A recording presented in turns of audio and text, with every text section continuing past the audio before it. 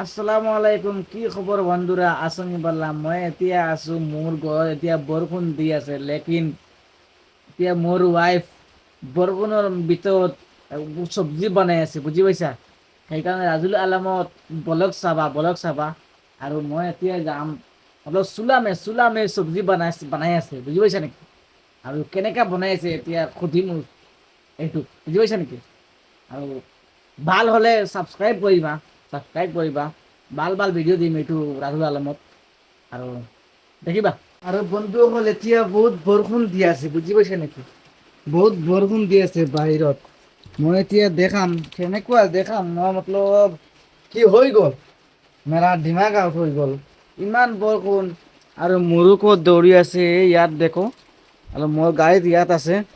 আৰু মই এতিয়া সুধিম মোৰ ৱাইফক কেনেকা চব্জি বনাই আছে, বুজি পাইছা নেকি? কেনেকে চব্জি বনাই চব সুধিম। চলো চলো। বাই ৱাইফ নাই এতিয়া, হাগাত গৈ গ'ল, হাগাত গ'ল, বুজি পাইছে নেকি? ইয়াত দেখো চব্জি পানী পৰি আছে ইয়াত, আৰু ইয়াত চব্জি বনাই আছে। এই চব্জি কেলে বনাইছে জানা, বুজি পাইছা নেকি? ইয়াৰ মতলব অসমততো মোৰ ইণ্ডিয়াততো এই চিলিণ্ডাৰ নাই, সেইকাৰণে এনেকা বনাই আছে। বাই হ'ল ছাবস্ক্ৰাইব কৰিবা। ইয়াত আজি খতম কৰি আছোঁ। ৱাইফ কালি দেখাম, কালিৰ ভিডিঅ'ত দেখাম, বুজি পাইছা নেকি?